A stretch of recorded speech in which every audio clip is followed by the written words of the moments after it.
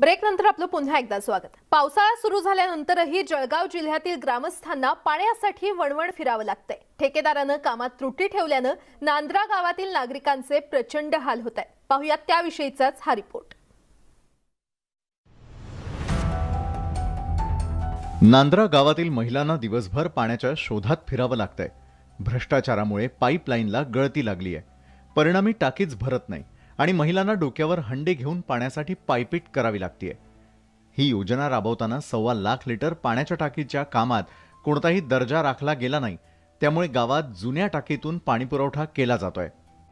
गिरणा नदीवरून विहीर, पाण्याची टाकी, लाईट, परत गावामध्ये पूर्ण पाईपलाईन नवी सर्व दिलेलं होतं, पण त्याच्यापैकी 25% काम झालेलं आहे सर। अधिकारी येतात चौकशी करता, पण नावाला करून केव्हा जाता गावकऱ्यांना सुद्धा कळत नाही।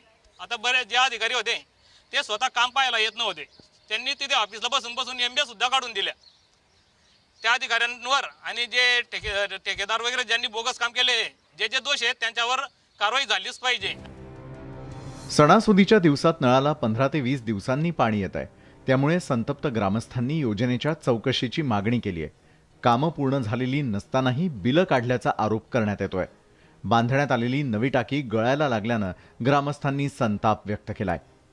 गावाच्या लोकांना खूप पाण्यापासून हात सहन करावा लागतं आणि जे बोगस काम केलंय, जो गावाचा कॉन्ट्रॅक्टर म्हणतात, त्याने गावाचं काम पाहिल्यानंतर व्यवस्थित काम करायला पाहिजे होतं, पण त्याने स्वतःहून बोगस काम केलेलं आहे। अशा या लोकांच्या बाबतीत शासनाने काहीतरी कडक कारवाई करायला पाहिजे, नाहीतर या गावच्या लोकांना खूप हाल सहन करावं लागते।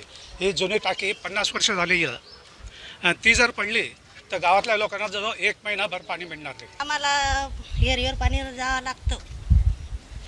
15 दिवस 3 आठ पाणी येत नाही आणि आम्ही ते पाणी साठवलेलं असतं, थोडं वापरतो।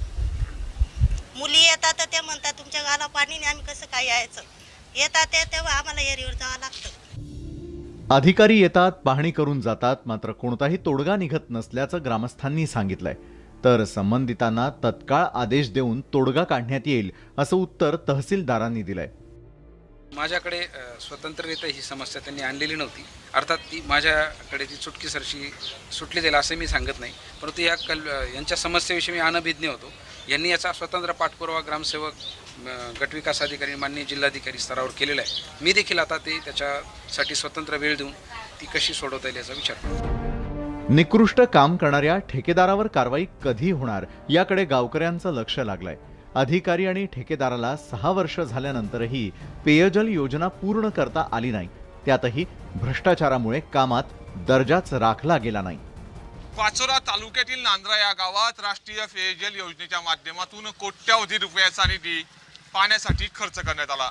गेले 6 ते 7 वर्षे उलटूनही निधी खर्च होऊन या गावकऱ्यांना त्या माध्यमातून एकही थेंब पाण्याचा मिळाला नाही। यामुळे भर पावसात देखील या गावातील नागरिकांना तब्बल 15 ते 20 दिवसानंतर पाणी मिळतंय।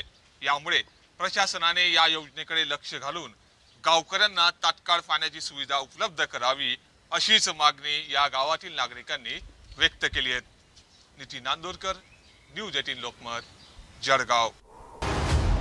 सुरत ते गुवाहाटी, मुंबई ते दिल्ली, कुणाच्या हाती येणार सत्तेची किल्ली। सत्ता नाट्याची प्रत्येक घडामोड